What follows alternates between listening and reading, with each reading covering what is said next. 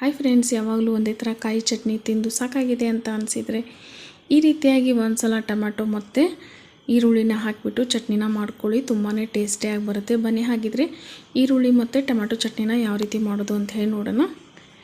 ಮೊದಲಿಗೆ ಇಲ್ಲಿ ನಾನು ಕಡಾಯಿನಲ್ಲಿ ಒಂದು 4 ಟೇಬಲ್ ಸ್ಪೂನ್ ಆಗುವಷ್ಟು ಎಣ್ಣೆನ ಹಾಕ್ಕೊಂಡಿದ್ದೀನಿ. ಇದಕ್ಕೆ 1/4 ಕಪ್ ಆಗುವಷ್ಟು ಶೇಂಗಾ ಹಾಕ್ಕೊಳ್ತಾ ಇದ್ದೀನಿ, ಅಂದರೆ ಕಡಲೆ ಬೀಜ. ಇವಾಗ ಇದನ್ನು ಚೆನ್ನಾಗಿ ಫ್ರೈ ಮಾಡ್ಕೊಳ್ಬೇಕು. ಸ್ವಲ್ಪ ಕೂಡ ಸೀದೋಗಬಾರ್ದು, ಆ ರೀತಿಯಾಗಿ ನಾವು ಫ್ರೈ ಮಾಡ್ಕೊಳ್ಬೇಕು. ಇವಾಗ ನೋಡಿ, ಇದು ಪೂರ್ತಿಯಾಗಿ ಚೆನ್ನಾಗಿ ಫ್ರೈ ಆಗಿದೆ. ಇದಕ್ಕೆ 1 ಟೇಬಲ್ ಸ್ಪೂನ್ ಆಗುವಷ್ಟು ಕಡಲೆಬೇಳೆ ಸೇರಿಸ್ಕೊಳ್ತಾ ಇದ್ದೀನಿ. ಹಾಗೆ 1 ಟೀ ಸ್ಪೂನ್ ಆಗುವಷ್ಟು ಉದ್ದಿನಬೇಳೆನ ಹಾಕ್ಕೊಳ್ತಾ ಇದ್ದೀನಿ.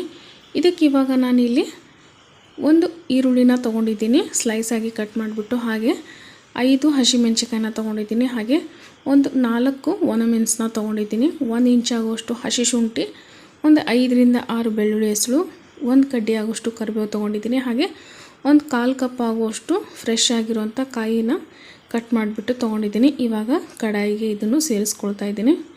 ನೀವು ಚಟ್ನಿನ ಎಷ್ಟು ಮಾಡ್ತೀರಾ ಅನ್ನೋದನ್ನ ನೋಡ್ಕೊಂಬಿಟ್ಟು ಕ್ವಾಂಟಿಟಿನ ಹೆಚ್ಚು ಕಡಿಮೆ ಮಾಡ್ಕೊಳ್ಬೋದು.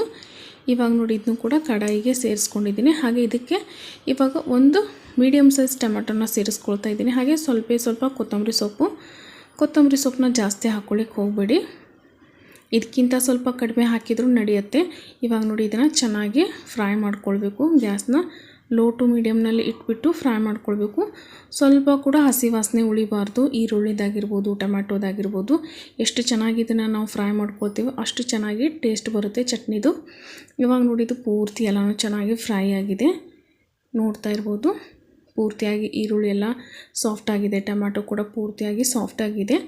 ಇಷ್ಟು ಫ್ರೈ ಆದರೆ ಸಾಕು. ಇದನ್ನು ಗ್ಯಾಸ್ ಫ್ಲೇಮ್ನ ಆಫ್ ಮಾಡಿಬಿಟ್ಟು ತಣ್ಣಗಾಗಲಿಕ್ಕೆ ಬಿಡಬೇಕಾಗತ್ತೆ. ಖಂಡಿತ ಒಂದು ಸಲ ಈ ಚಟ್ನಿನ ಟ್ರೈ ಮಾಡಿ ಅಂತ ಹೇಳ್ತೀನಿ. ಯಾರೆಲ್ಲ ಹೊಸದಾಗಿ ಚಾನಲ್ ನೋಡ್ತಾ ಇದ್ದೀರಾ, ದಯವಿಟ್ಟು ಚಾನಲ್ ಸಬ್ಸ್ಕ್ರೈಬ್ ಮಾಡ್ಕೊಂಡು ನೋಡಿ. ವಿಡಿಯೋ ಇಷ್ಟ ಆದರೆ ಖಂಡಿತ ಒಂದು ಲೈಕ್ ಕೊಟ್ಟು ಸಪೋರ್ಟ್ ಮಾಡಿ ಅಂತ ಕೇಳ್ತೀನಿ.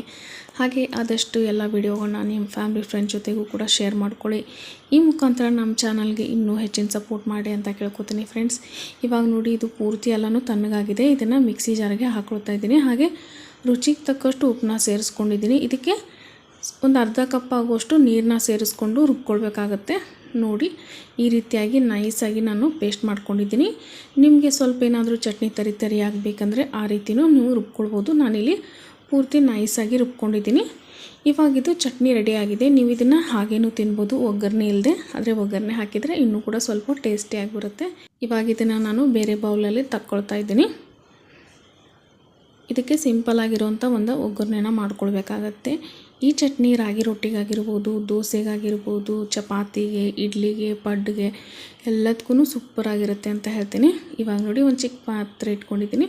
ಇದರಲ್ಲಿ ಒಂದು 2 ಟೇಬಲ್ ಸ್ಪೂನ್ ಆಗುವಷ್ಟು ಎಣ್ಣೆ ಹಾಕಿದ್ದೀನಿ. ಹಾಗೆ ಸ್ವಲ್ಪ ಸಾಸಿವೆ ಹಾಕಿದ್ದೀನಿ. ಸಾಸಿವೆ ಎಲ್ಲ ಚಟ್ಪಟ ಆದಮೇಲೆ ಸ್ವಲ್ಪ ಕರಿಬೇವು, ಹಾಗೆ ಒಂದು ಒಣಮೆಣಸನ್ನ ಹಾಕ್ಕೊಂಡಿದ್ದೀನಿ. ಹಾಗೆ ಒಂದು 2 ಚಿಟಿಕೆ ಆಗುವಷ್ಟು ಹಿಂಗೆ ಹಾಕಿದರೆ ಆಯಿತು. ಇವಾಗ ನೋಡಿ, ಇದನ್ನ ಚೆನ್ನಾಗಿ ಮಿಕ್ಸ್ ಮಾಡ್ಕೊಂಡಿದ್ದೀನಿ. ನೋಡಿದ್ರಲ್ಲ ಎಷ್ಟು ಸಿಂಪಲ್ ಆಗಿರುವಂಥ ಒಗ್ಗರಣೆ, ಆದರೆ ಟೇಸ್ಟು ಇನ್ನೂ ಸ್ವಲ್ಪ ಜಾಸ್ತಿ ಇರುತ್ತೆ ಅಂಥೇಳಿ ಈ ಒಗ್ಗರಣೆನ ಮಾಡ್ಕೊಂಡಿದ್ದೀನಿ ಅಷ್ಟೇ. ಇವಾಗ ನೋಡಿ, ಈ ಒಗ್ಗರಣೆನ ಚಟ್ನಿಗೆ ಸೇರಿಸಿದ್ರೆ ಈರುಳ್ಳಿ ಮತ್ತು ಟೊಮ್ಯಾಟೊನ ಹಾಕಿ ಮಾಡಿರುವಂಥ ಚಟ್ನಿ ರೆಡಿ ಆಗುತ್ತೆ. ಖಂಡಿತ ನೀವು ಕೂಡ ಈ ಚಟ್ನಿನ ಒಂದು ಸಲ ಟ್ರೈ ಮಾಡಿ.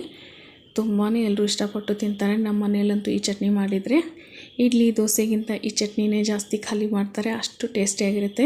ನೀವು ಕೂಡ ಈ ಚಟ್ನಿನ ಟ್ರೈ ಮಾಡಿ ಅಂತ ಹೇಳ್ತೀನಿ. ನಿಮಗೆ ಈ ವಿಡಿಯೋ ಇಷ್ಟ ಆಗಿದರೆ ಒಂದು ಲೈಕ್ ಕೊಟ್ಟು ಸಪೋರ್ಟ್ ಮಾಡಿ. ಮತ್ತೆ ಸಿಗ್ತೀನಂತೆ ನೆಕ್ಸ್ಟ್ ವಿಡಿಯೋನಲ್ಲಿ.